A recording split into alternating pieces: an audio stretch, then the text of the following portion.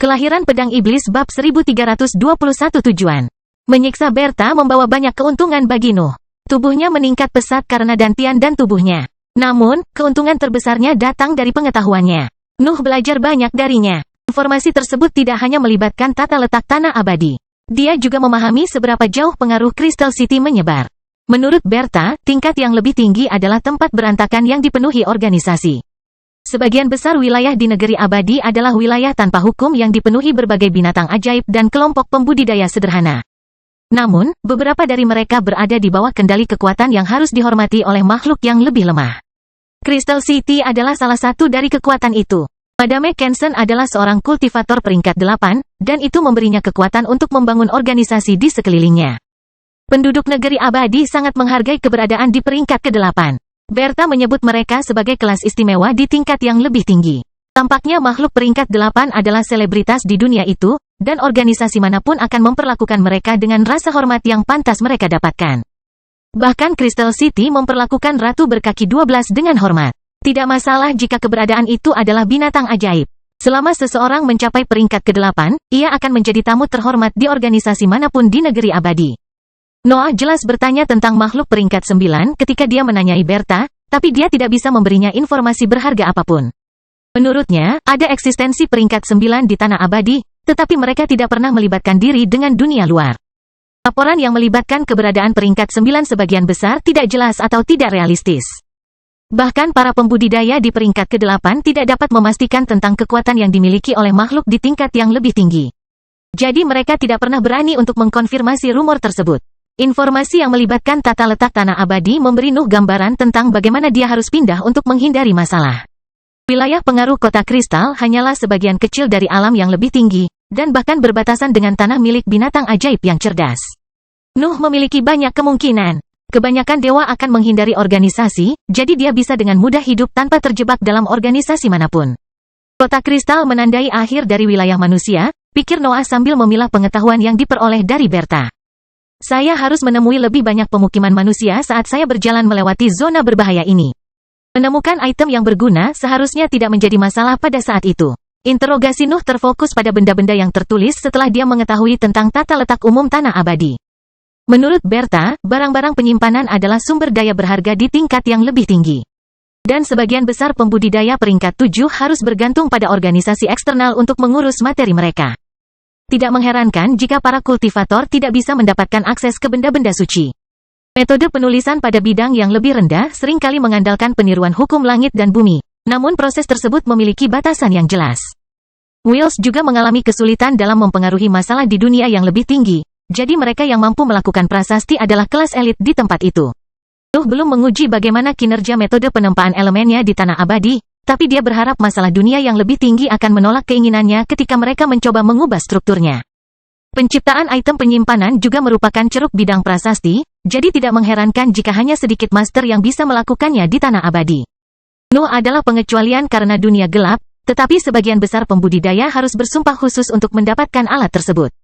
Penggarap seperti Berta merupakan pengecualian karena dukungan mereka. Namun, hal itu tidak berlaku untuk setiap organisasi di negeri abadi. Nuh tahu bahwa tujuan selanjutnya akan memberinya gambaran yang lebih jelas tentang situasi di dunia itu. Aku ingin tahu apakah aku bisa mengubah ruang terpisah menjadi benda suci yang bisa dijual, pikir Noah sambil meninggalkan guanya untuk melanjutkan perjalanannya. Kalau dipikir-pikir lagi, aku bahkan tidak tahu mata uang apa yang mereka gunakan di sini. Masalah penyimpanan barang menjadi alasan Nuh tidak bisa menyita barang berharga dari Berta. Dia tidak bisa memberikan sumber dayanya kepadanya karena pembatasan yang diterapkan oleh Madame Kensen. Noah tidak bisa mendapatkan benda yang menangkis radiasi langit putih atau apapun yang bisa menghentikan individualitas Gil. Dia kembali menjadi sosok yang bugar dengan tubuh yang lebih kuat dan pengetahuan yang lebih luas tentang dunia barunya. Hutan, lautan luas, dan barisan pegunungan masih merupakan wilayah pinggiran wilayah manusia, dan Nuh tidak tertarik untuk menjangkau kota-kota kecil. Selain itu, dia ingin pergi jauh dari kota kristal, jadi dia memilih kota terkenal di negeri abadi sebagai tujuan berikutnya. Kota Vagona adalah salah satu pemukiman manusia terbesar di seluruh dunia yang lebih tinggi, pikir Noah sambil meninjau kembali informasi yang diperoleh dari Berta. Saya harus menemukan sesuatu yang berharga di sana. Noah sudah memilih tujuannya, tapi perjalanannya panjang. Berta tidak berani memberikan penjelasan yang samar-samar, dan dia menggambarkan banyak negeri yang harus dia lewati untuk mencapai tempat itu. Pembudidaya kaya memiliki akses ke transportasi canggih, tetapi Nuh bahkan tidak tahu cara memanggil mereka. Dia harus melakukan perjalanan dengan berjalan kaki, tetapi dia tidak terlalu menyukai gagasan itu karena hal itu memungkinkan dia untuk belajar lebih banyak tentang tanah abadi. Ada batasan seberapa besar organisasi yang terdiri dari manusia murni dapat memahami wilayah yang dihuni oleh binatang ajaib. Nuh merasa aneh bahwa makhluk dapat menguasai seluruh daratan di suatu wilayah di bawah kendali para penggarap. Tapi ia curiga bahwa makhluk yang lebih kuat telah membuat perjanjian rahasia untuk menyelesaikan masalah tersebut. Tetap saja, dia ingin melihat daratan itu dengan matanya sendiri dan mengingat semua emosi yang dikirimkan lingkungan kepadanya. Dia ingin melihat bagaimana keberadaan yang melampaui alam bibrida memengaruhi pemahamannya tentang keseluruhan alam yang lebih tinggi. Nuh berangkat dan melakukan perjalanan melalui barisan pegunungan. Tujuannya terletak di banyak wilayah, yang berarti perjalanan beberapa tahun di hutan belantara. Dia membutuhkan waktu 1 dekade penuh untuk melakukan perjalanan untuk mencapai pemukiman kecil pertama, tetapi Nuh berencana untuk menghindarinya. Kota itu adalah cabang dari kota kristal, jadi dia lebih memilih hutan belantara daripada masalah tertentu. Tentu saja, Nuh tidak akan menghabiskan waktu puluhan tahun hanya untuk fokus pada perjalanan. Prioritasnya adalah mencapai bintang di luar langit, dan dia harus meningkatkan tingkat kultivasinya untuk melakukan itu. Nuh telah merencanakan bahwa dia akan menghabiskan waktu bertahun-tahun untuk berkultivasi di dalam area pelatihan improvisasi dan memburu setiap mangsa potensial yang dia temukan.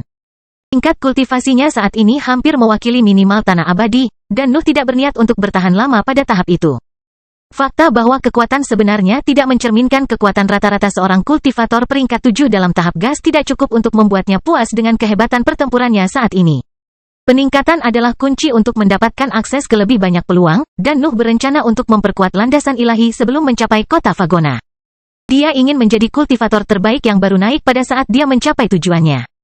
Kelahiran Pedang Iblis Bab 1322 Kota Fagona. Nuh harus menjelajahi berbagai kawasan liar selama perjalanannya menuju kota Fagona. Binatang ajaib menempati banyak daratan luas meskipun wilayah itu milik manusia. Dan Nuh lebih suka melakukan perjalanan melalui wilayah tersebut daripada mengambil risiko bertemu dengan anggota kota kristal. Negeri abadi tidak bebas dari kutukan binatang ajaib. Makhluk-makhluk itu terlalu tangguh dan diuntungkan dalam perjalanan budidaya. Bahkan daerah yang dihuni oleh para pembudidaya peringkat 8 yang perkasa tidak dapat menghindarinya. Melalui penjelasan Berta, Nuh memahami bahwa kawasan manusia tidak lebih dari rangkaian kota yang penuh dengan zona bahaya. Permukiman tersebut akan memiliki lingkungan aman yang luas di sekitar perbatasannya, namun tidak ada operasi pembersihan yang dapat mencegah kedatangan binatang ajaib di wilayah mereka. Nafas adalah penyebab dari hasil tersebut. Energi ajaib itu menguntungkan makhluk hidup yang lebih sederhana, yang melahirkan aliran binatang dan tumbuhan ajaib yang terus-menerus. Sebagian besar tanaman ajaib di daerah yang dihuni manusia tidak berbahaya, tapi hal yang sama tidak berlaku untuk binatang ajaib yang kejam. Makhluk-makhluk itu hidup dari rasa lapar bahkan dalam tingkatan dewa. Mereka hanya lebih berhati-hati dalam berperilaku. Nuh melintasi daerah yang menakjubkan saat dia berjalan menuju kota Fagona. Dia telah melihat hutan yang dihuni oleh Ratu Berkaki 12 dan danau yang luas. Tapi dia menjelajahi daratan yang jauh lebih menakjubkan selama tahun-tahun setelah bentrokannya dengan Crystal City. Negeri abadi sangat luas, dan hal yang sama juga berlaku di wilayah mereka. Nuh melihat padang rumput seluas benua baru, pegunungan yang menyatu dengan putihnya langit, dan rangkaian pegunungan yang membutuhkan waktu berabad-abad untuk dijelajahi. Tak satu pun dari lahan tersebut yang mengalami penurunan. Mereka penuh kehidupan, dan banyak binatang ajaib telah menjadikan mereka sebagai rumah karena kekayaan mereka. Nuh berburu dengan bebas selama pelayarannya. Dia menahan diri hanya ketika dia merasakan aura pada tingkat yang sama dengan Ratu Berkaki 12 memenuhi wilayah tersebut. Selain itu, ia sering menciptakan area latihan ketika ia merasa perlu untuk berkultivasi. Dia merasa benar-benar bebas di alam liar. Nuh telah mengalami kehidupan binatang ajaib di alam bawah, dan dia tidak ragu-ragu untuk menikmati gaya hidup yang sama di negeri tanpa hukum itu. Ada kebahagiaan sederhana dalam kurangnya perjuangan politik. Nuh dapat berburu dan bercocok tanam sebanyak yang dia inginkan, dan tingkat budidayanya mendapat manfaat dari lingkungan tersebut.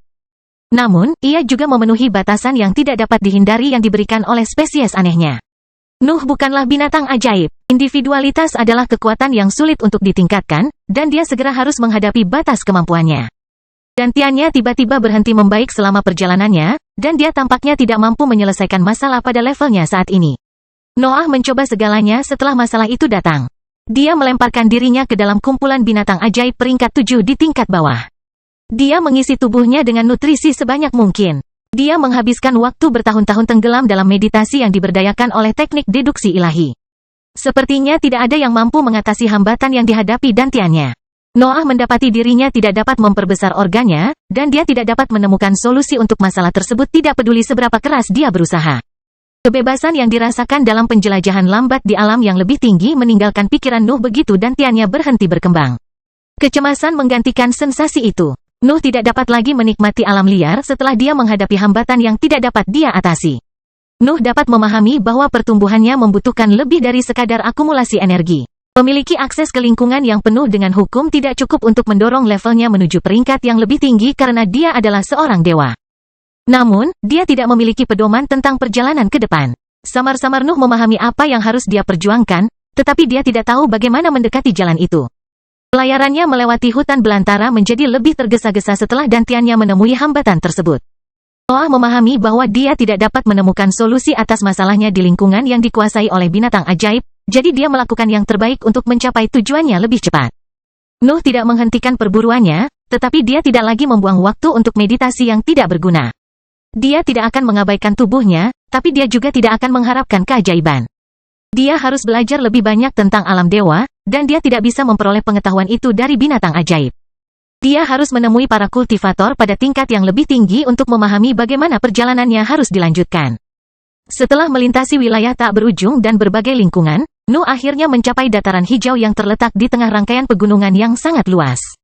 Rumputan hijau menutupi daratan itu dan memenuhi area itu dengan pancarannya. Beberapa pohon juga tumbuh di wilayah tersebut, namun aspek yang paling mencolok adalah rangkaian bangunan besar di tengahnya. Serangkaian bangunan besar menempati bagian tengah denah tersebut. Bahan seperti kristal memenuhi logam putih yang bertindak sebagai item intinya. Bangunan-bangunan itu lebih mirip rumah-rumah besar daripada bangunan sederhana, tetapi Nuh dapat melihat bahwa bangunan-bangunan itu memiliki tujuan yang berbeda bahkan sebelum memasuki kota. Kota ini tidak memiliki tembok pertahanan apapun, tetapi Nuh dapat merasakan bahwa keseluruhan dataran tersebut tidak memiliki binatang ajaib. Alasan dibalik fenomena itu adalah aura kuat yang terpancar dari struktur yang sangat besar itu. Nuh harus menghentikan langkahnya untuk menekan nalurinya begitu dia merasakan aura itu. 5 individu yang kuat memenuhi dataran dan menakuti segala keberadaan yang memiliki niat buruk. Kota Fagona adalah rumah bagi 5 pembudidaya peringkat 8. Kota putih yang mewajibkan perdamaian, pikir Noah sambil menenangkan diri. Seperti yang dikatakan Berta, pengetahuan Berta berakhir di situ.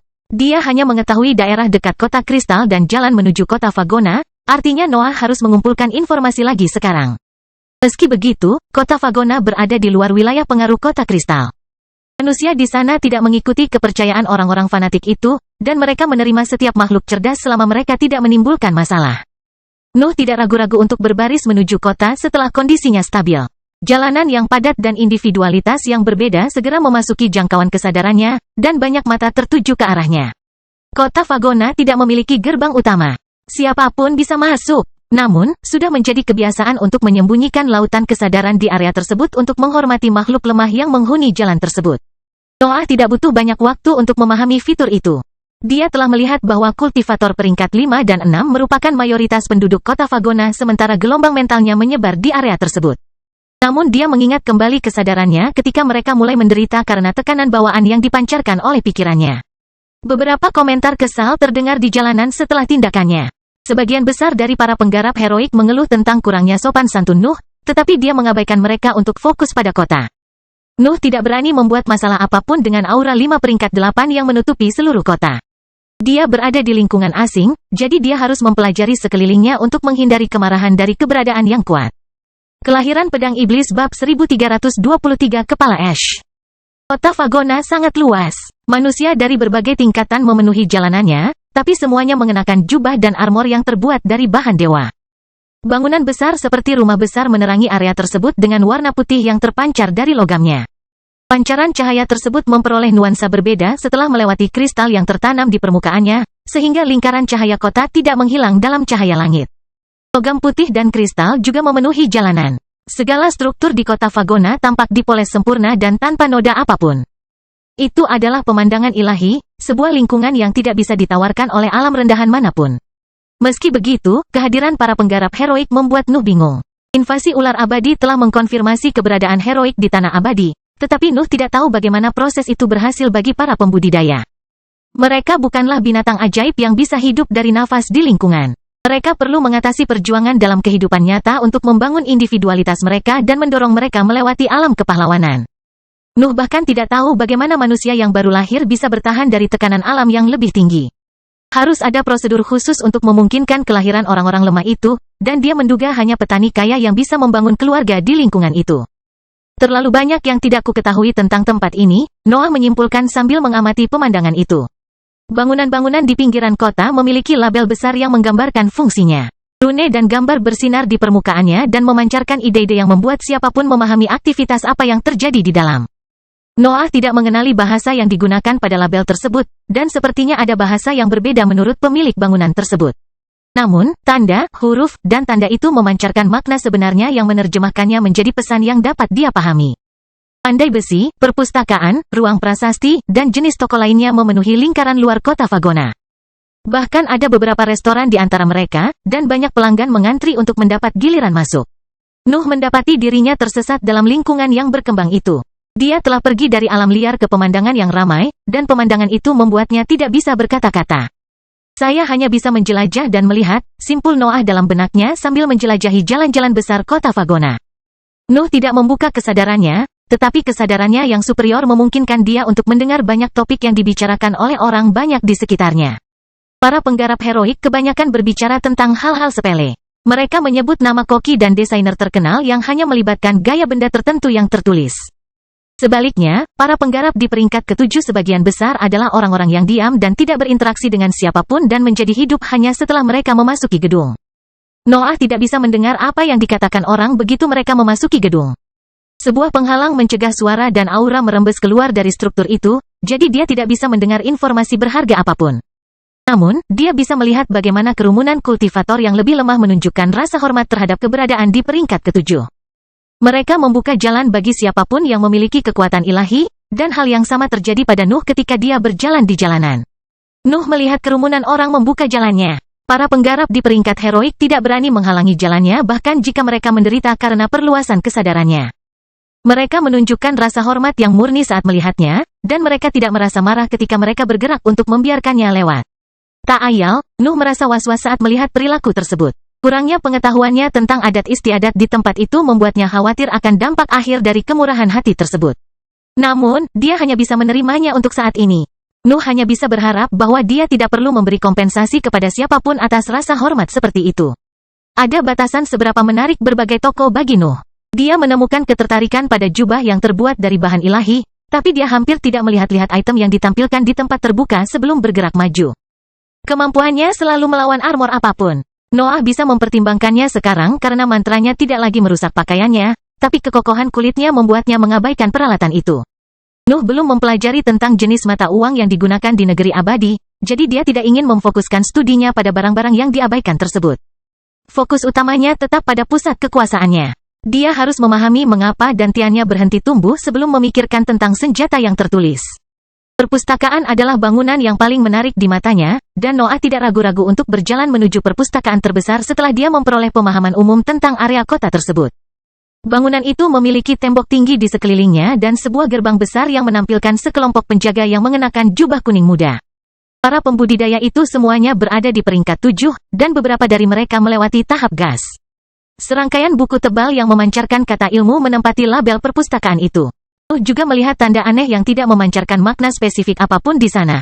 Tetapi dia tetap memperhatikan desain yang sama pada jubah penjaga yang ditempatkan di pintu masuk. Bangunan ini pasti milik organisasi tertentu, tebak Noah sambil mendekati perpustakaan. Jalur itu terbuka ketika dia berjalan menuju bangunan itu. Para pembudidaya heroik yang menunggu giliran untuk masuk membiarkan Nuh lewat, dan beberapa makhluk surgawi melakukan hal yang sama setelah mereka memeriksa tingkat budidayanya. Nuh tidak tahu mengapa dia menerima rasa hormat seperti itu, tetapi dia memikirkan segalanya saat dia menunggu untuk memasuki perpustakaan. Dia tahu bahwa pada akhirnya dia akan menemukan jawaban atas pertanyaannya, dan fokusnya tetap pada struktur yang dapat menyediakan jawaban tersebut. Sekelompok 5 petani berkumpul di gerbang ketika giliran Nuh untuk masuk. 4 di antaranya berada dalam tahap gas, sedangkan yang terakhir memancarkan aura keberadaan dalam tahap cair. Apakah kamu memiliki afiliasi dengan keluarga Sailbird? Penjaga panggung cair bertanya kepada Noah ketika dia sampai di pintu masuk perpustakaan. Kultivatornya adalah seorang wanita jangkung dengan rambut hitam pendek dan mata hijau bersinar. Dia mengenakan armor kuning muda yang memiliki lebih banyak detail dibandingkan bawahannya, tapi auranya tidak memiliki individualitas. Noah bisa merasakan kekuatan yang terpancar dari sosoknya, tapi dia tidak bisa merasakan individualitas apapun di dalamnya. Wanita panggung cair dapat memuat keseluruhan hukumnya sementara auranya menyebar ke langit. Tampaknya kendali atas makna sebenarnya melampaui apa yang mampu dipahami Nuh. Tidak, jawab Nuh. Dia tidak berani berbohong dalam situasi tersebut. Namun wanita tersebut tampaknya tidak puas dengan jawabannya dan terus menanyainya tentang afiliasi politiknya. Apakah kamu memiliki status khusus yang diberikan oleh 5 raja? Wanita itu bertanya hanya untuk menerima jawaban negatif. Apakah kamu memiliki serangkaian bangunan di kota Fagona? Wanita itu melanjutkan, tapi Noah menggelengkan kepalanya. Apakah kamu bagian dari organisasi kecil? Pembudidaya tahap cair bertanya, tetapi Nuh menggelengkan kepalanya lagi. Kejutan pada ekspresi wanita itu meningkat setiap kali dia memberikan jawaban negatif. Nuh mencoba yang terbaik untuk tetap jujur sampai dia memahami cara kerja di tanah abadi. Tetapi jelas bahwa mereka yang menghuni alam yang lebih tinggi memiliki nilai-nilai yang belum dia pahami. Kelahiran Pedang Iblis bab 1324 Batu Jiwa. Nama wanita itu adalah Chief Ash. Noah telah belajar sedikit tentang dia selama interogasinya. Dia adalah anggota guild yang melayani keluarga Sailbird dan menyediakan penjaga bagi strukturnya. Noah ingin bertanya lebih banyak tentang organisasi tersebut, tapi Chief Ash tidak pernah memberinya kesempatan untuk menanyainya. Antrean di belakangnya juga semakin kesal dengan jawaban negatifnya, jadi dia lebih memilih untuk mempersingkat pembicaraan dan memasuki gedung. Karena kamu tidak memiliki afiliasi apapun, Chief Ash mengumumkan setelah interogasinya berakhir, aku ingin kamu membayar seluruh biaya untuk masuk ke perpustakaan. 100 batu jiwa akan memberimu akses ke sebagian besar bangunan milik keluarga Sailbird secara keseluruhan. Tapi kamu bisa membayar 5 di antaranya jika kamu ingin kunjungan sederhana. Nuh tidak tahu apa yang dia bicarakan. Para penggarap sebelum dia tidak membayar untuk masuk ke perpustakaan, jadi mata uang tanah abadi adalah sesuatu yang belum dia lihat. Chief Ash dapat melihat kebingungan di wajah Noah, dan dia sepertinya memahami sesuatu ketika dia tidak memberikan jawaban padanya. Dia membungkuk ke arahnya dan mengisolasi mereka berdua dengan auranya sebelum menanyainya lagi. Apakah ini pertama kalinya kamu berada di pemukiman manusia? Chief Ash bertanya, dan Noah hanya bisa mengangguk pada pertanyaannya. Nuh dapat menebak bahwa kurangnya pengalamannya dalam hal-hal tersebut telah memperlihatkan statusnya yang baru naik, tetapi dia tidak mempermasalahkannya. Chief Ash mengungkapkan ketertarikan baru padanya setelah dia mengetahui tentang fitur itu. Dan Noah melihat peluang untuk memahami lebih banyak tentang negeri abadi ketika dia memintanya untuk berbicara secara pribadi. 4 penggarap tahap gas mengambil alih penanganan garis sementara kepala Ash memimpin Nuh di area luas dekat tembok pertahanan. Sebuah meja dan 2 kursi muncul di lantai putih ketika dia berhenti, dan Noah tidak ragu-ragu untuk duduk dan berbicara dengan ahli itu.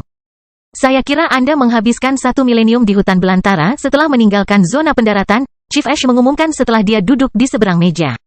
Beberapa abad, Noah meralat untuk mempelajari reaksinya. Hanya beberapa dekade telah berlalu setelah kenaikan Nuh, namun dia tidak ingin mengungkapkan terlalu banyak tentang dirinya. Dia lebih suka berbohong untuk melihat bagaimana reaksi Chief Ash terhadap klaimnya. Abad, Chief Ash bertanya lagi sementara keterkejutan muncul di wajahnya. Dia mencoba untuk menekan emosinya, tetapi Noah tetap menyadari sedikit perubahan di wajahnya. Jawabannya terlalu mendadak, jadi Chief Ash tidak berhasil menyembunyikan pemikiran sebenarnya tentang situasinya. Tidak jarang bagi para kultivator baru untuk menghabiskan waktu sendirian sebelum mendekati organisasi, Chief Ash mengungkapkan ketika dia melihat bahwa Noah telah memperhatikan ekspresinya. Tetap saja, mereka seringkali gagal untuk tumbuh dengan sendirinya. Bakat sepertimu adalah pengecualian. Kamu pasti punya banyak cerita tentang kehidupanmu di alam bawah. Chief Ash telah memahami bahwa Nuh adalah orang baru di lingkungan tanah abadi dengan cepat. Dia telah melihat banyak dari mereka selama hidupnya yang panjang. Dan dia biasanya hanya membutuhkan sedikit detail untuk mengidentifikasi keberadaan mana yang baru saja mencapai tingkat yang lebih tinggi. Saya akan berterus terang, lanjut Chief Ash. Kamu memiliki potensi untuk mencapai tahap cair. Kamu dapat memilih untuk bergabung dengan guildku dan mendapatkan akses ke pengetahuan yang kamu harapkan temukan di perpustakaan ini atau melanjutkan pelatihan solitermu. Aku tidak akan menyarankan yang terakhir, tapi kamu adalah masih terlalu muda untuk memahami betapa sulitnya jalan di depan. Undangan saya akan tetap terbuka selama Anda membutuhkannya. Chief Ash memberi Noah sebuah kartu logam yang memiliki tanda aneh tergambar di permukaannya.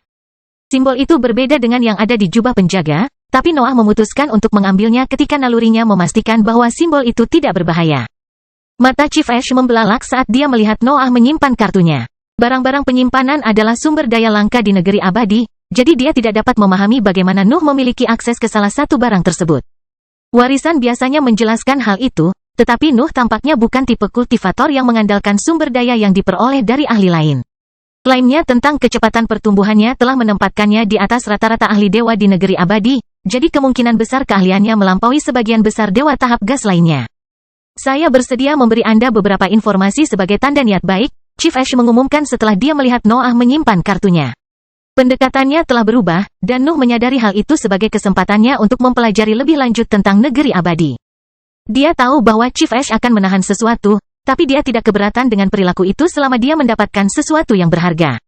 Apakah para kultivator bertujuan untuk menjadi dunia di peringkat ke-8? Noah bertanya, tapi wajah Chief Ash tidak menunjukkan reaksi apapun terhadap kata-katanya.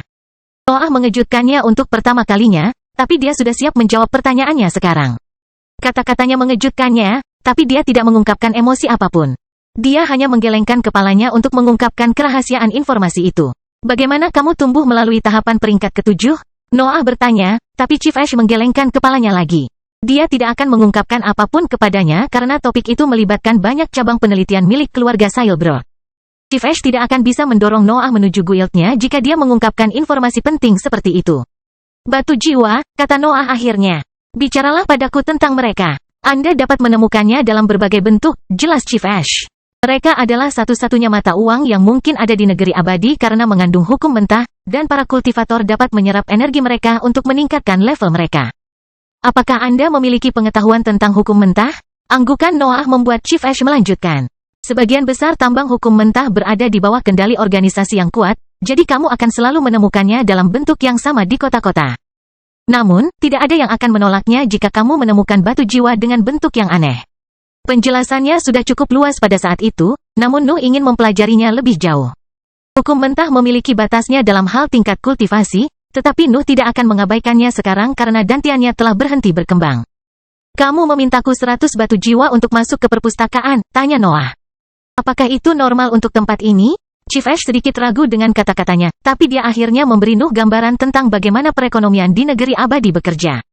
Para penggarap yang tergabung dalam organisasi kuat atau yang telah menyelesaikan pekerjaan dengan mereka memperoleh akses terhadap diskon besar yang membuat akses ke struktur tersebut hampir gratis. Biaya 100 batu jiwa akan turun menjadi 5 untuk setiap penggarap yang telah membantu organisasi tersebut, dan harganya bisa lebih rendah lagi bagi mereka yang masih menjadi anggotanya. Harga awal tampaknya dimaksudkan untuk memaksa petani tunggal untuk bergabung dengan organisasi. Nuh tidak meragukan bahwa ketua Ash dan pemimpin peleton serupa melakukan yang terbaik untuk merekrut pembudidaya yang menjanjikan. Namun, Nuh ingin tetap sendirian, jadi dia segera menolak tawarannya dan keluar dari bangunan itu untuk memutuskan langkah selanjutnya. Kelahiran Pedang Iblis Bab 1325 Aula Prasasti. Chief Ash menahan diri untuk tidak mengungkapkan sesuatu yang berharga bahkan setelah menyadari bahwa Nuh berada di atas rata-rata kultivator baru dalam hal bakat. Tentu saja, Noah juga tidak mengungkapkan kebenaran tentang kecepatan pertumbuhannya. Reaksinya memberitahunya bahwa bakatnya adalah mata uang yang bisa dia gunakan begitu dia menemukan lingkungan yang cocok. Namun, kurangnya kerjasamanya akhirnya memaksanya meninggalkan perpustakaan. Noah tidak ingin terjebak dalam organisasi. Dia akan mempertimbangkannya hanya setelah mempelajari lebih banyak tentang lingkungan tanah abadi, tapi dia lebih suka menghindarinya sama sekali jika dia punya kesempatan. Namun, menjadi jelas bahwa dia membutuhkan uang untuk mendapatkan informasi yang dia perlukan untuk memutuskan bagaimana berperilaku di tingkat yang lebih tinggi. Menghasilkan batu jiwa tampaknya sulit bagi para penggarap yang bukan tergabung dalam organisasi, tetapi dia sudah memiliki beberapa ide tentang cara menyelesaikan masalah itu. Nuh telah memperoleh banyak bahan berharga selama perjalanannya menuju kota Fagona. Dia tidak memakan seluruh mangsa yang diburu selama perjalanannya, jadi dia bisa menukar sebagian dari mangsanya dengan mata uang tersebut. Semua toko di kota membutuhkan material ilahi. Noah menduga mereka memiliki pemasok tertentu yang mengetahui kebutuhan mereka, namun dia memperkirakan bahwa dia dapat menjual sumber dayanya tanpa bergabung dengan organisasi manapun. Noah berharap toko-toko tersebut akan menurunkan harga materialnya karena kurangnya dukungan, tapi dia tidak keberatan selama dia bisa mengakses toko-toko di kota. Gagasan lain melibatkan ruang prasasti yang terlihat saat dia berjalan melewati kota.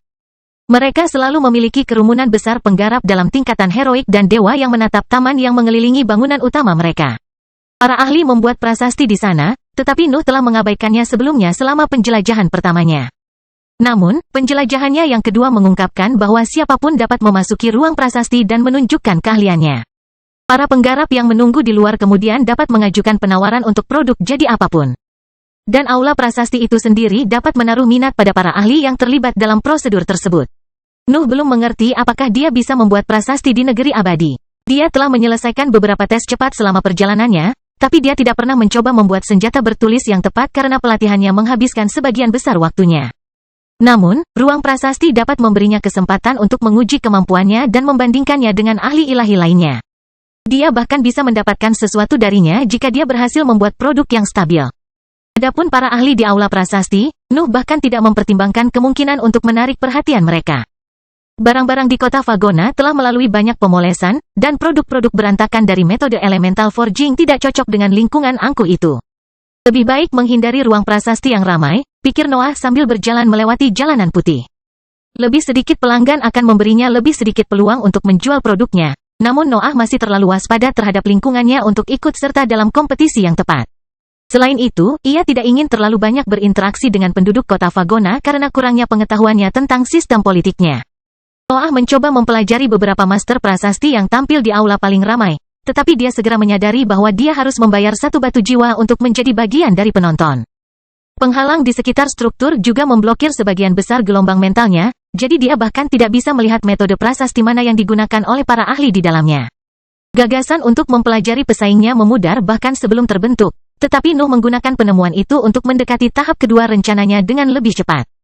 Nuh berjalan sampai dia menemukan ruang prasasti yang lebih kecil yang tidak memiliki gambar apapun pada labelnya. Hanya ada beberapa rune yang menyampaikan fungsi bangunan itu. Beberapa penggarap peringkat 7 yang tampak tua duduk di depan pintu masuk dan mengamati seorang ahli melakukan prasasti di sisi lain tembok pertahanan pendek.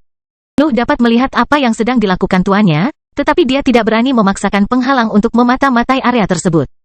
3 batu jiwa untuk bergabung dalam pelelangan, kata seorang kultivator peringkat 7 dalam tahap gas sambil menempatkan dirinya di antara Nuh dan pintu masuk ke aula prasasti.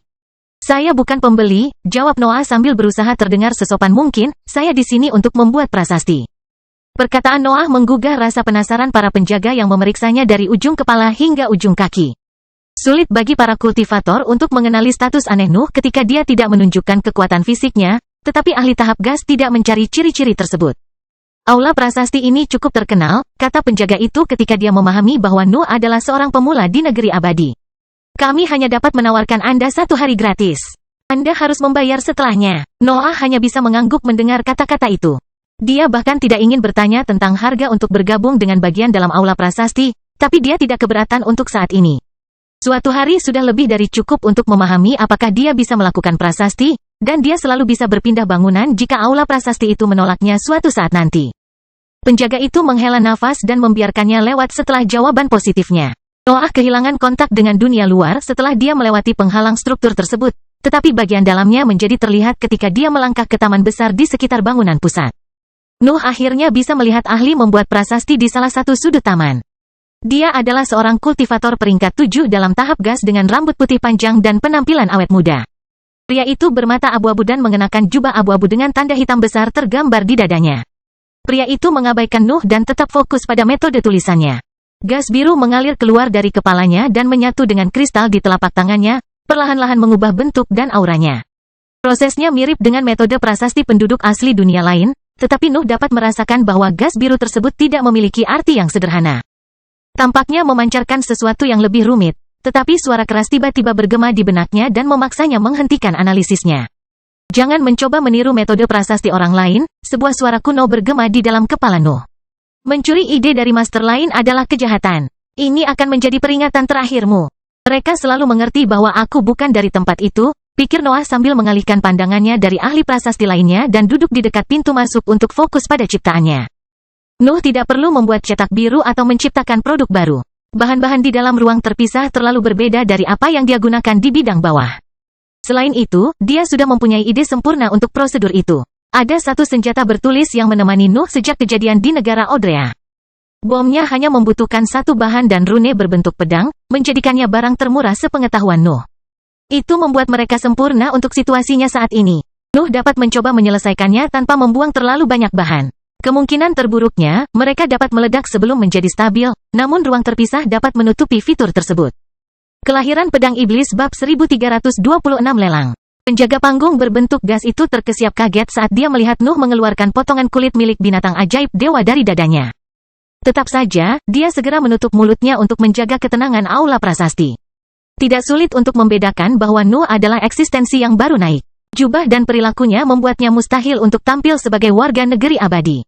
Tatapannya memancarkan keingintahuannya terhadap segala sesuatu di kota Fagona, dan pakaiannya tidak lebih dari sekedar kain compang camping di dunia itu. Bahkan para penggarap heroik mengenakan jubah yang terbuat dari benda suci. Hanya seorang pemula yang masih kekurangan pertahanan umum seperti itu. Tetap saja, fakta bahwa Nuh memiliki barang penyimpanan mengubah gagasan penjaga tentang dirinya. Dia tiba-tiba menjadi penasaran dengan kultivator yang baru naik itu. Penjaga ruang prasasti dapat menyaksikan para master beraksi, tetapi mereka tidak dapat lepas dari batasan penghalang. Para ahli di bidang prasasti harus merasa aman di dalam bangunan tersebut, sehingga tidak ada yang bisa menghafal metode mereka saat mereka tampil.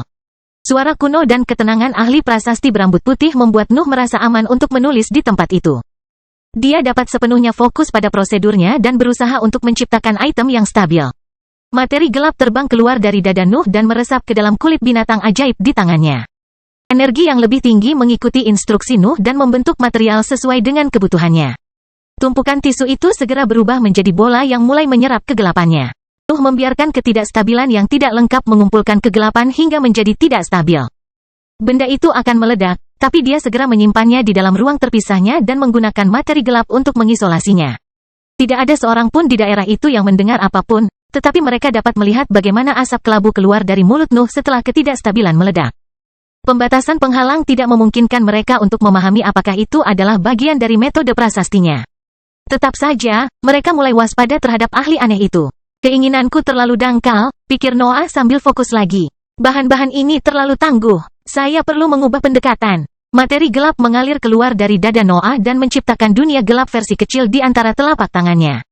Kemudian, sepotong kulit binatang ajaib lainnya keluar dari ruang terpisah dan memasuki tekniknya. Nuh menekan hukum di dalam materi saat materi gelap mengubah strukturnya dan menggabungkannya dengan keinginannya.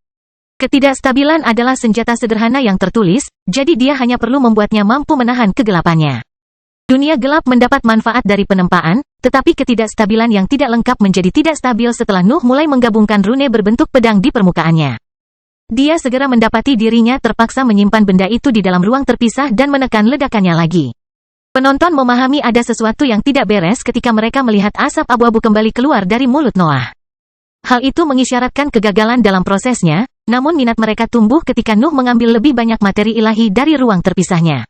Tidak sulit untuk menemukan materi ilahi di negeri abadi, tetapi Nuh sendirian. Penonton tidak tahu apakah dia punya teman di luar kota Fagona.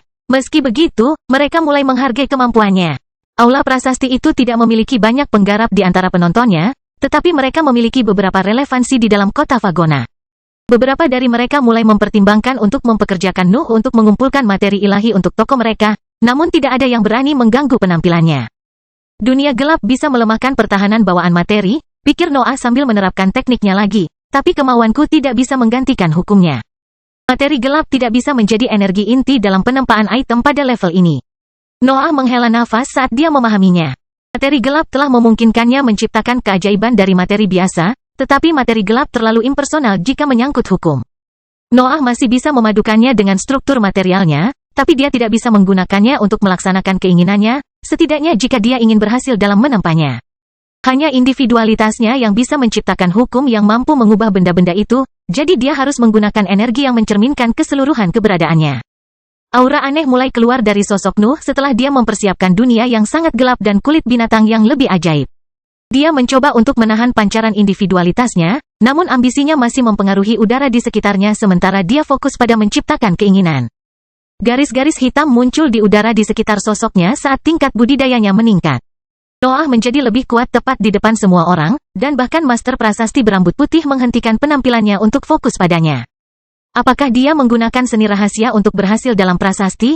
Salah satu kultivator tua di antara penonton bertanya. Itu tidak sepenuhnya bodoh, jawab seorang kultivator lain di antara hadirin. Para penguasa aula prasasti mungkin merekrutnya jika dia berhasil. Cedera pada pusat kekuasaan mudah disembuhkan begitu Anda mendapat dukungan mereka. Dia bersedia mengorbankan potensinya untuk bergabung dengan mereka.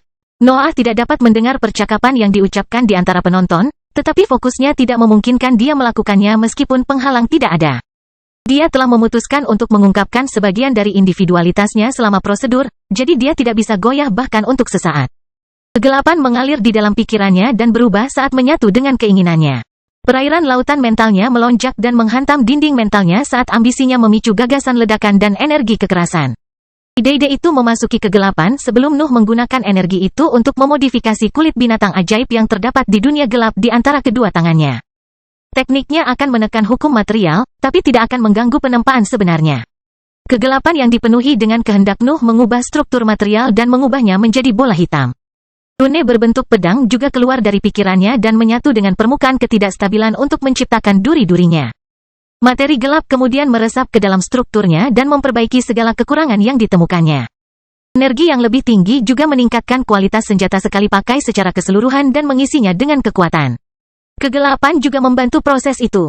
Ketidakstabilan akan mengancam selama energinya cukup, jadi tidak masalah yang mana yang digunakan Nuh. Kekuatan penghancur instabilitas pada akhirnya akan bergantung pada energi primer setelah Nuh menyempurnakan pembuatan senjata itu. Dia hanya ingin melihat apakah dia bisa menyelesaikan itemnya sekarang, jadi dia menggunakan energi yang lebih mudah dikendalikan. Dunia gelap perlahan mengalir kembali ke dalam dada Noah. Bola hitam berduri yang memancarkan sifat logam menjadi terlihat oleh semua orang setelah materi gelap meninggalkan area di antara telapak tangannya. Tingkat bawah, pikir Noah saat sedikit kekecewaan memenuhi pikirannya. Ketidakstabilan adalah senjata peringkat 7, tetapi tidak memiliki kekuatan untuk menandingi mantra seorang penggarap panggung gas. Itu hampir membuang-buang material karena hampir tidak memenuhi standar alam dewa. Apakah kamu menyelesaikannya? Suara kuno itu bergema lagi di kepala Nuh. Itu cukup lemah untuk senjata sekali pakai, Noah menyampaikan melalui gelombang mentalnya. Aku seharusnya bisa membuatnya cocok dengan mantra jika aku menyempurnakan prosedurnya. Setelah Nuh menjawab suara kuno itu, dia kembali melakukan eksperimennya, tidak menyadari bahwa keberhasilannya baru-baru ini dalam menciptakan ketidakstabilan telah melahirkan sebuah lelang. Kelahiran Pedang Iblis bab 1327 gratis. Aturan ruang prasasti cukup sederhana. Mungkin ada yang khusus tergantung pada pemilik bangunan, tetapi kebanyakan dari mereka mengikuti pedoman yang sama. Mereka mengizinkan ahli prasasti untuk menunjukkan keahlian mereka selama jangka waktu tertentu secara bebas. Dan penonton yang menonton dapat memutuskan untuk membuat penawaran tentang produk lengkap mereka. Hal yang sama juga berlaku pada pemiliknya. Mereka dapat mengajukan penawaran dan menawar kepada penonton untuk pembelian barang-barang yang tertulis. Pemilik akan mendapatkan keuntungan dalam pelelangan karena mereka sebagian tidak terpengaruh oleh hambatan tersebut. Mereka dapat mempelajari kekuatan produk secara lengkap lebih baik daripada para penggarap di luar ruang prasasti, tetapi semua orang tahu tentang fitur itu. Faktanya, fakta bahwa pemiliknya memutuskan untuk menawar barang bertulis tertentu biasanya membuat penonton semakin tertarik untuk membelinya. Ini menunjukkan bahwa produk tersebut memiliki nilai tertentu. Tentu saja, master yang menciptakan benda bertulis itu bisa menolak menjualnya setelah mereka mendengar harganya, tapi itu adalah hasil yang jarang terjadi. Kebanyakan ahli memasuki ruang prasasti dengan tujuan mendapatkan ketenaran dan uang, sehingga mereka biasanya menerima segala bentuk kompensasi atas pekerjaan mereka. Ketidakstabilan pertama yang diciptakan oleh Nuh telah menarik perhatian beberapa pemiliknya. Sebuah suara kuno bergema di antara para penonton dan telah menetapkan harga penawaran 5 batu jiwa. Jumlah batu jiwa sebanyak itu bukanlah hal yang aneh bagi warga negeri abadi, tapi itu menunjukkan ketertarikan pemilik terhadap produk Nuh. Serangkaian tawaran menyusul, tetapi mereka berhenti ketika mereka melihat Nuh menyelesaikan instabilitas kedua. Noah tidak berhenti setelah kesuksesan pertamanya. Dia tidak menyadari apa yang terjadi di sekitarnya karena dia tetap fokus untuk menyempurnakan prosedurnya. Teknik deduksi surgawi juga diaktifkan dengan sendirinya karena konsentrasinya. Ketidakstabilan lengkap kedua keluar sebagai senjata sekali pakai peringkat 7 di dekat tanda setengah jalan tingkat bawah. Nuh mempelajarinya beberapa saat sebelum menyimpannya di dalam ruang terpisah dan mengambil lebih banyak potongan kulit untuk melanjutkan penempaannya. Nuh tidak merasa puas dengan ketidakstabilan tersebut. Benda-benda bertulis normal mungkin tidak memiliki kekuatan karena para kultivator akan memasangkannya dengan kemampuan mereka, tetapi hal yang sama tidak berlaku untuk senjata sekali pakai. Meskipun ketidakstabilan tidak membutuhkan banyak material, Nuh masih kehilangan potongan kulit di peringkat dewa selama penempaan. Tidak sulit baginya untuk mengumpulkan lebih banyak, tapi dia lebih suka memakannya jika dia tidak bisa membuat sesuatu yang layak. Senjata sekali pakai harus sekuat mantra atau lebih untuk membenarkan konsumsi materialnya. Itu adalah aturan tidak tertulis di kalangan kultivator. Tidak ada yang akan memutuskan untuk menggunakan item yang lemah ketika mereka memiliki akses ke kemampuan yang lebih kuat. Mereka pasti berada di bagian atas dari tingkat bawah agar dapat digunakan di antara para penggarap tahap gas, pikir Noah sambil menyelam kembali ke metode elemental forging. Ambisinya terus mengubah keadaan di sekelilingnya dan mengobarkan keinginan yang menyatu dengan kegelapannya. Individualitasnya adalah kunci di balik keberhasilan prasastinya, jadi dia tidak bisa mematikannya untuk saat ini. Noah tidak berusaha sekuat tenaga. Ambisinya tidak mendorong pusat kekuasaan melampaui batas strukturalnya. Dia menggunakan individualitasnya hanya untuk memperkuat keinginannya dan menciptakan energi yang dapat menggantikan hukum di dalam struktur kulit.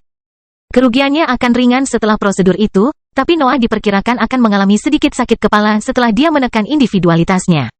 Dia harus membayar harga atas kekuasaannya saat ini, namun pusat kekuasaannya tidak akan menderita karena ambisinya sebagian besar mengalir sesuai keinginannya. Ketidakstabilan ketiga muncul di tempat terbuka, dan Nuh menyimpannya di dalam ruang terpisah. Senjata sekali pakai itu telah mencapai setengah jalan dari tingkat yang lebih rendah lagi, jadi dia memutuskan untuk mengubah pendekatan. Nuh mulai menggunakan energi primer untuk mengisi instabilitas dengan kekuatan setelah produk ketiganya yang lengkap. Dia harus menyempurnakan prosedurnya untuk mendapatkan hasil yang lebih baik, dan dia mengambil kesempatan itu untuk menyempurnakan cetak biru baru untuk senjata sekali pakai tersebut. Tidak ada kegagalan setelah perubahan pendekatannya. Nuh telah memperoleh cukup pengalaman dengan materi ilahi selama penempaan sebelumnya, sehingga ketahanan hukum mereka tidak lagi menghalangi prasastinya. Apalagi energi primer memiliki beberapa keunggulan. Ia lebih terang daripada kegelapan dan materi gelap, sehingga ketidakstabilan dapat menampung lebih banyak materi gelap. Senjata juga akan menjadi lebih tidak stabil karena fitur-fitur tersebut. Nuh lupa akan perjalanan waktu, dan satu hari akhirnya berlalu sementara dia tetap tenggelam dalam ciptaannya. Namun, tidak ada yang menghentikannya. Pemilik aula prasasti bahkan memerintahkan para penjaga untuk membiarkannya. Para penggarap di antara penonton dapat mendengar arahan tersebut, dan kegembiraan mereka meningkat ketika mereka memahami bahwa pemiliknya secara terbuka mengakui Nuh. Rumor segera menyebar di kota Vagona. Pelanggan dari berbagai ruang prasasti memiliki hubungan yang erat, sehingga tidak perlu banyak orang untuk berkumpul di sekitar bangunan tempat Nuh melakukan prasasti. Dia benar-benar terlihat muda. Salah satu penggarap yang hadir berseru begitu dia berhasil melihat Nuh. Dia telah menciptakan lebih dari 10 benda bertulis, dan kekuatannya terus bertambah. Kultivator lain berkata untuk membalas seruan sebelumnya. Berapa banyak bahan yang dia miliki? Kultivator ketiga bertanya. Mungkin dia milik aula prasasti di kota lain, tebak orang lain. Bangunan ini milik keluarga Balro, kata salah satu pelanggan asli untuk mengoreksi rumor tersebut. Keluarga Moneai memiliki ruang prasasti paling populer di kota Vagona, tetapi para pesaingnya berada pada level yang sama. Harga ketidakstabilan Nuh terus meningkat seiring bertambahnya jumlah orang di sekitar aula prasasti. Semakin banyak petani kaya yang mengajukan penawaran dan menantang keluarga Balro dalam pelelangan. Noah perlahan menyempurnakan prosedurnya. Dia akan kehabisan material setelah dia menyelesaikan instabilitasnya yang ke-30. Tetap saja, kekuatan ciptaannya terus berjuang menuju puncak tingkat yang lebih rendah setelah banyak ujiannya. Yang berikutnya seharusnya hampir sempurna, pikir Noah sambil terus menempa. Menciptakan senjata bertulis memberinya sensasi aneh sekarang karena dia bekerja dengan material ilahi. Nuh merasakan individualitasnya tumbuh saat ia menggunakannya untuk mengubah hukum di dalam masalah tersebut. Dia merasa seolah-olah dia akhirnya bisa melewati kemacetan yang memaksanya meninggalkan hutan belantara. Ketidakstabilan ke-31 juga tidak dapat mencapai puncak tingkat yang lebih rendah, tetapi Nuh tidak merasa putus asa dengan peristiwa itu. Kesempurnaan memerlukan banyak ujian, dan dia baru saja mulai belajar bagaimana menangani materi ilahi. Namun, Nuh kini telah menghabiskan semua materinya, dan itu membuatnya mengutuk dalam pikirannya. Keinginannya untuk menyelesaikan prosedur telah mengambil alih niat awalnya. Nuh melihat kerumunan penggarap menatapnya dari sisi lain pintu masuk. Dia awalnya menoleh untuk melihat apakah ada orang lain di belakangnya, tetapi dia segera menerima bahwa tatapan mereka ditujukan padanya. Kultivator berambut putih juga berhenti menulis untuk menatapnya. Kehabisan material sepertinya bukan lagi masalah utama dalam situasi itu. "Kenapa kamu berhenti?" Suara kuno itu bergema lagi, tetapi Nuh dapat mendengar bahwa itu berasal dari seorang kultivator tampak tua yang muncul di hadapannya. Kultivatornya adalah seorang pria botak yang memiliki janggut putih tipis hingga mencapai perutnya. Dia mengenakan jubah hijau yang mewah, tetapi luka bakar memenuhi lengan bajunya dan merusak pakaian yang seharusnya dipakai. Dia menutup matanya, jadi Noah tidak bisa melihat warnanya untuk saat ini. Namun, detail yang paling menarik perhatian Nuh adalah tingkat kultivasinya. Pakar tersebut adalah seorang kultivator peringkat 7 dalam tahap solid, namun tidak ada hukum yang bocor dari sosoknya. "Saya kehabisan materi," jawab Noah dengan jujur. Kultivator itu mengangguk dan mengusap janggutnya sambil melambaikan tangannya yang bebas. Setelah isyaratnya, serangkaian barel muncul di sebelahnya, dan Noah dapat melihat bagaimana barel tersebut berisi material peringkat 7 yang berbeda di tingkat bawah.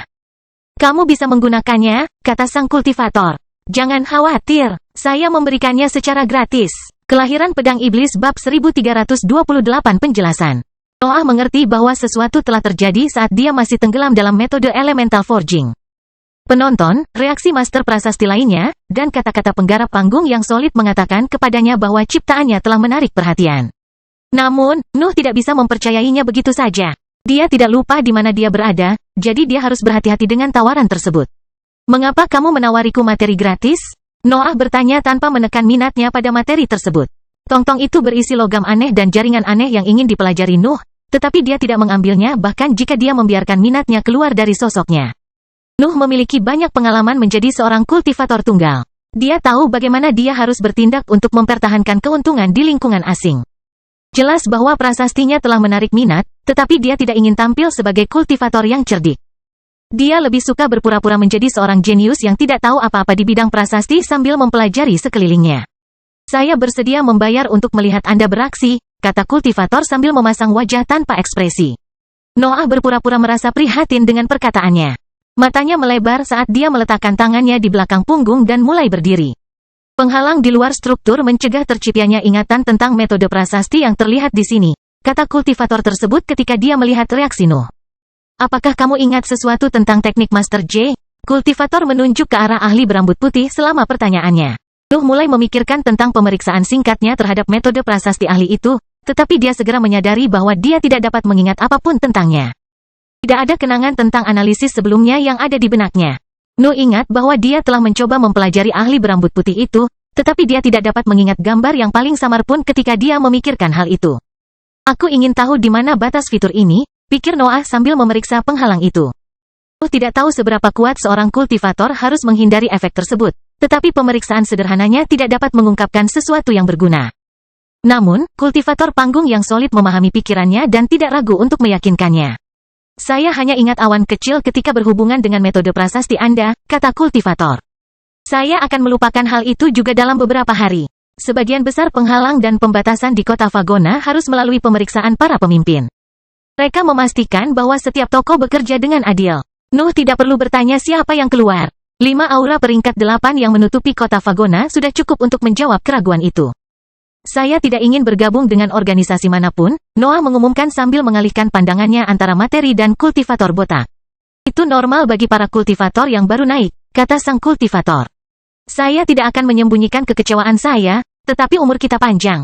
Saya yakin Anda akan mempertimbangkan ruang prasasti keluarga Balrog di masa depan. Nuh tidak ragu-ragu bertanya kepada penggarap tentang beberapa aspek tanah abadi karena dia tampaknya ingin menyelesaikan keraguannya. Jelas sekali bahwa dia ingin mendapatkan bantuan Nuh, dan dia tidak akan melewatkan kesempatan itu. Nama kultivatornya adalah Saul Balrog. Dia awalnya bukan anggota keluarga Balrog, namun bakatnya di bidang prasasti telah memberinya kesempatan untuk bergabung dengan organisasi itu dan mengasah keterampilannya. Dia juga berhasil meningkat setelah dia tidak perlu mengkhawatirkan sumber daya lagi. Saul memberi Nuh gambaran umum tentang kota Vagona. Beberapa keluarga berkuasa memiliki sebagian besar toko, dan mereka juga memiliki cabang di pemukiman manusia lainnya. Kultivator 5 peringkat 8 bukan milik salah satu dari mereka, tetapi mereka memiliki organisasi yang menangani aspek lain kota. Nuh akhirnya memperoleh gambaran umum tentang struktur politik sisi manusia di negeri abadi. Penggarap membagi diri mereka menjadi organisasi yang memiliki berbagai tujuan, dan yang paling kuat di antara mereka memiliki peringkat 8 keberadaan sebagai pemimpin mereka. Kota-kota yang paling padat penduduknya memiliki banyak pemimpin dari berbagai organisasi yang menegakkan perdamaian bersama-sama. Hal ini tidak berlaku pada zona terkecil yang akhirnya menjadi zona tanpa hukum di mana para petani dapat bertindak sesuai keinginan mereka. Saul menekankan betapa bermanfaatnya kehidupan kota, namun Nuh tidak ingin terus terbelit masalah politik setelah kenaikannya. Setelah kultivator tua menyelesaikan penjelasannya, Nuh mengubah topik pembicaraan mereka. Berapa banyak yang kamu tawarkan untuk barangku? Noah bertanya sebelum menunjuk ke arah penonton di seberang pintu masuk. Berapa harganya? Nuh tidak sepenuhnya menyadari lingkungan tanah abadi. Dia tahu peraturan tentang aula prasasti, jadi dia bisa menebak bahwa instabilitasnya telah meraih kesuksesan yang lumayan. Wajah Saul yang tanpa ekspresi berkedip sesaat mendengar kata-kata itu, tapi dia tidak menyembunyikan apapun dari Noah. Tetap saja, dia perlu mengajukan beberapa pertanyaan sebelum memberikan harga akhir pada senjatanya. Bagaimana cara kerja itemmu? Saul bertanya, dan Nuh melihat para penonton semakin terdiam setelah perkataannya. Para pembudidaya tersebut ingin melihat efek dari barang-barang Nuh untuk menyesuaikan tawaran mereka, tetapi kebanyakan dari mereka merasa agak putus asa. Mereka tahu seberapa besar keinginan pemiliknya untuk menawarkan, jadi mereka pikir mereka tidak punya peluang dalam pelelangan itu. Keluarga Balrog bersedia memberimu 10 soulstone untuk setiap item, kata Saul. Saya tahu produk awal Anda masih belum lengkap, tapi kami tetap ingin membelinya dengan harga penuh. Apakah mereka ingin mengikatku? Noah bertanya-tanya, tetapi dia segera memahami bahwa tawaran Saul cukup dekat dengan tawaran terbaik dari penonton. Beberapa petani kaya telah menawarkan jumlah yang sama, tetapi mereka tidak bersedia membeli produk yang tidak lengkap. Hanya Aula Prasasti yang dapat menemukan barang-barang yang lebih lemah sekalipun berguna. 310 batu jiwa, Noah menghitung di kepalanya. Apakah itu jumlah yang layak? Kurangnya pengetahuan Noah tentang harga di tempat itu mulai membuatnya kesal, namun ia hendak memperbaiki kelemahan tersebut. 310, kata Noah sambil mengeluarkan 31 ketidakstabilan dan menempatkannya di sebelahnya. Saya bisa mencapai 1000 jika Anda melampirkan deskripsi metode prasasti Anda, lanjut Saul. Saya juga bisa menawari Anda 10.000 untuk mempelajari lebih lanjut tentang item penyimpanan Anda. Sisanya tidak untuk dijual, jawab Noah sebelum melirik Saul dengan dingin dan melanjutkan. Setidaknya untuk saat ini. Saul menunjukkan senyuman pertamanya sejak awal percakapan mereka dan mengangguk mendengar jawabannya. Dia tidak merasa bersalah atas penolakan itu.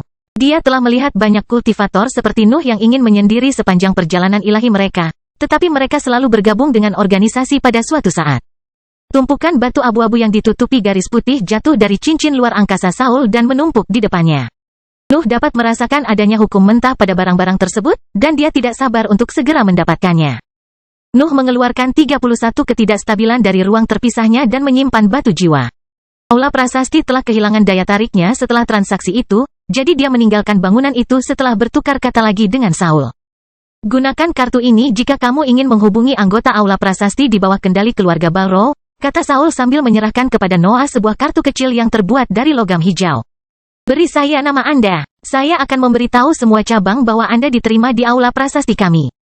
Kelahiran Pedang Iblis bab 1329 jatuh. Kartu hijau itu memiliki tanda sederhana di permukaannya, tanda yang sama tersulam di jubah hijau Saul. Item tersebut mengungkapkan pengakuan dari keluarga Balrog. Saul pada dasarnya menerima Nuh sebagai sesama ahli prasasti. Penonton, penjaga, dan Master J tersentak melihat pemandangan itu. Jarang sekali seorang kultivator mendapatkan token itu pada kunjungan pertamanya ke Aula Prasasti. Kartu itu tidak hanya memungkinkan Nuh memasuki setiap ruang prasasti keluarga Balrog dengan bebas. Itu juga akan memberinya pengakuan atas bangunan serupa milik keluarga lain. Nuh pun tak luput memperhatikan reaksi para penggarap di sekitarnya. Dia mengerti bahwa kartu itu adalah barang penting, jadi dia tidak ragu untuk menyimpannya setelah dia memeriksanya dengan gelombang mentalnya. Dia ingin sebuah nama, pikir Noah sementara Saul terus tersenyum padanya. Nuh dapat memberi tahu Saul nama aslinya dan pergi, tetapi dia memiliki kesempatan untuk mengungkapkan afiliasinya dengan suatu keberadaan yang kuat sekarang.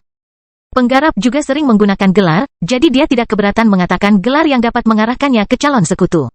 Noah tidak ingin bergabung dengan organisasi manapun, namun dia tidak akan menyia-nyiakan kesempatan untuk membuat rencana cadangan. Dia sudah mempunyai musuh yang kuat. Membuka jalan bagi kedatangan sekutu potensial tampaknya diperlukan dalam situasi seperti ini. Menentang iblis, kata Noah, dan salah satu alis Saul terangkat saat mendengar nama itu.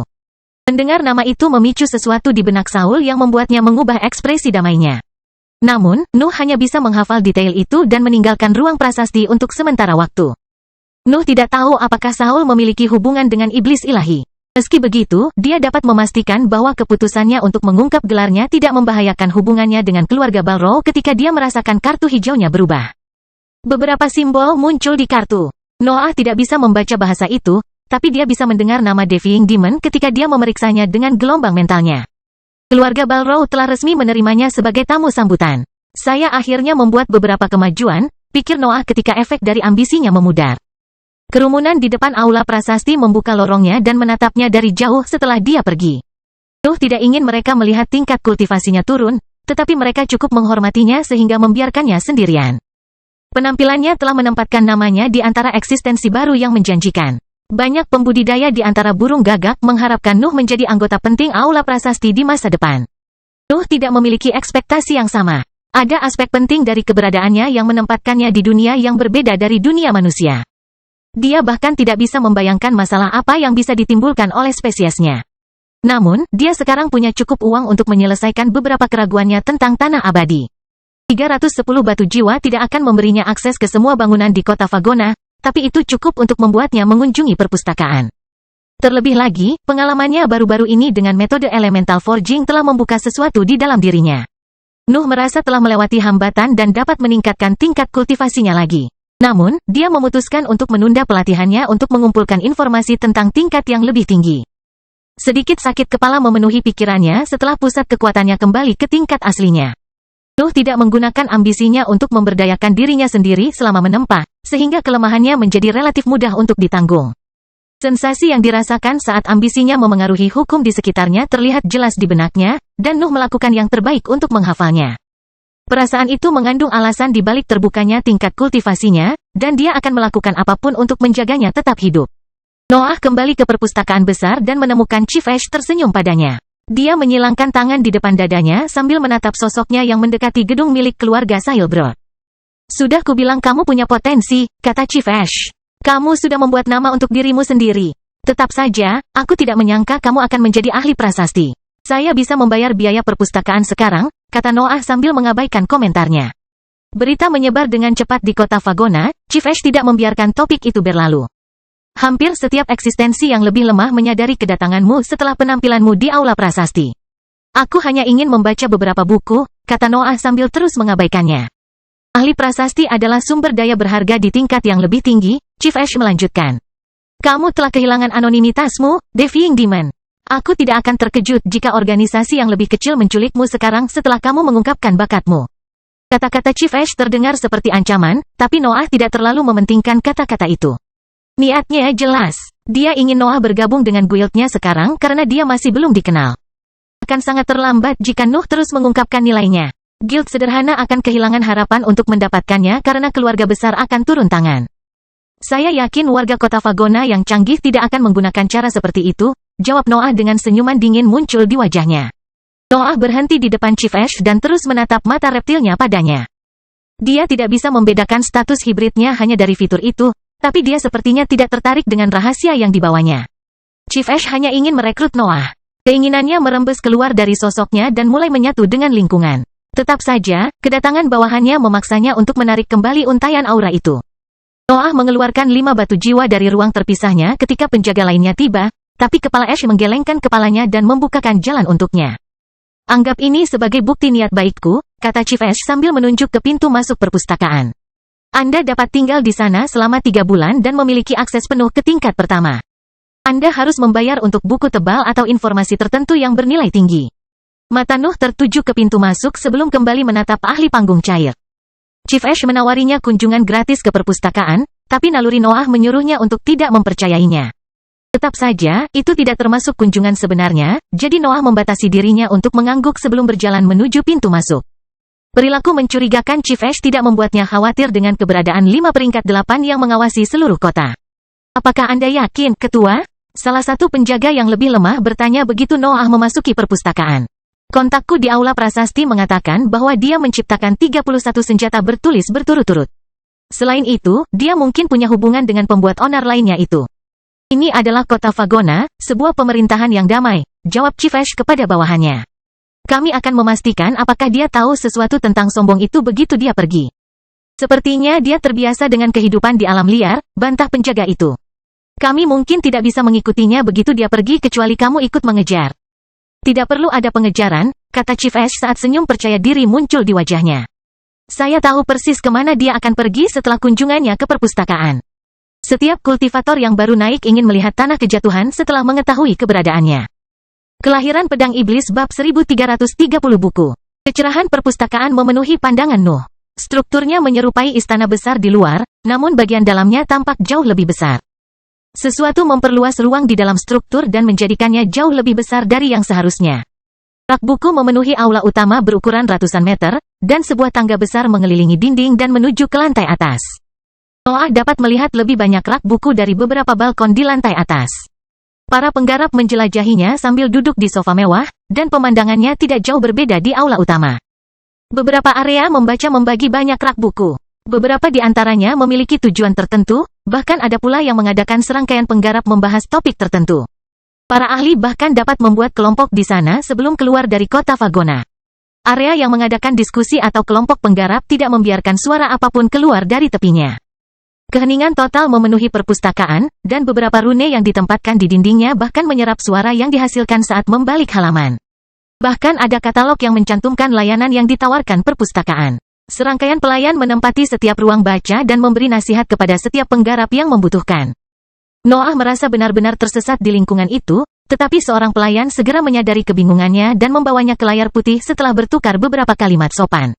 Layar memiliki daftar interaktif yang bereaksi terhadap gelombang mental. Noah hanya perlu memikirkan apa yang ingin dia baca, dan serangkaian nama akan muncul di perangkat tersebut.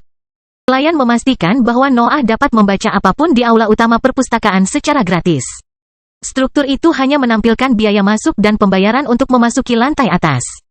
Nuh juga dapat membeli anggur dan barang-barang lainnya untuk menemani bacaannya, tetapi dia tidak akan membuang-buang uang sebelum mendapatkan gambaran umum tentang cara kerja negeri abadi.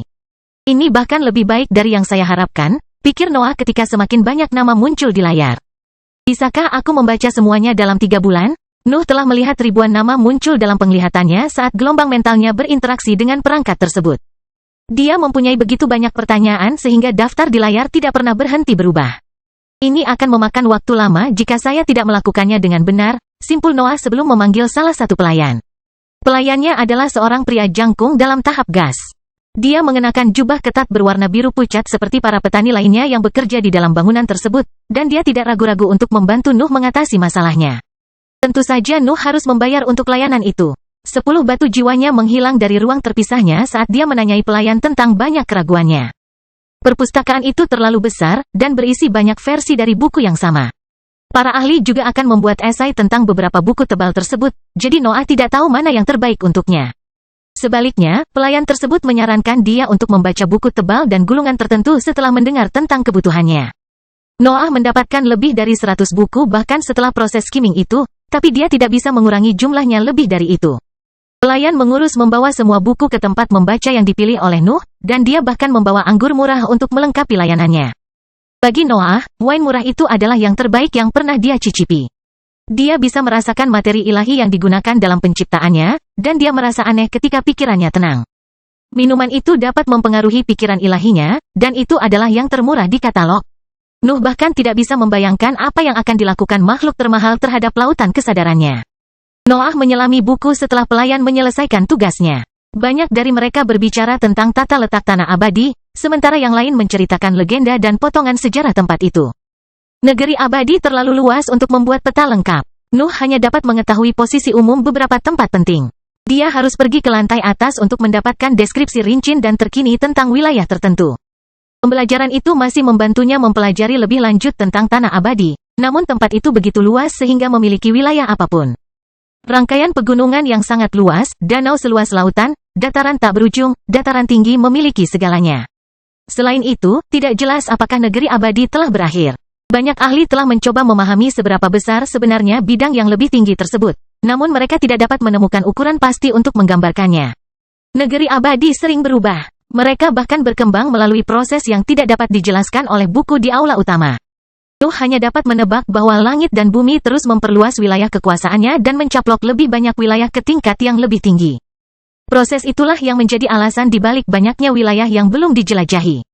Perluasan tanah abadi yang terus-menerus membuat setiap peta menjadi tidak tepat dan memaksa para penggarap untuk fokus pada banyak area penting daripada keseluruhan bidang. Situasi politik di negeri abadi bahkan lebih berantakan daripada tata letaknya.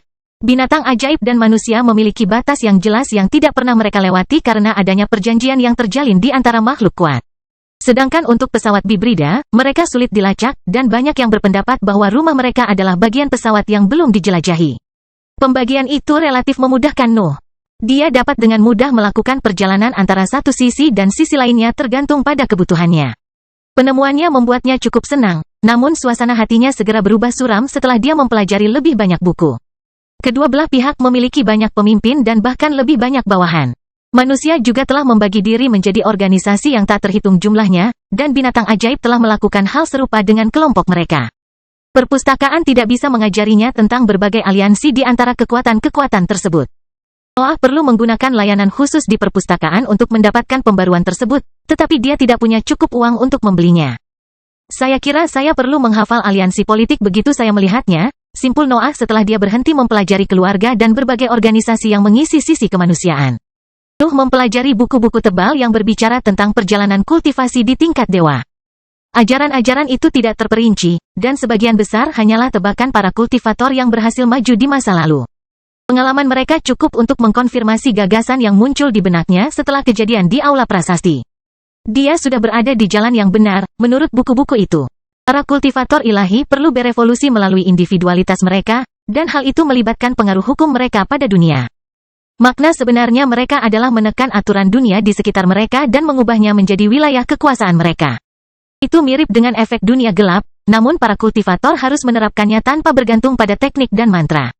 Jadi, saya perlu menggunakan ambisi saya untuk memaksa tingkat kultivasi saya meningkat, Noah merangkum dalam pikirannya.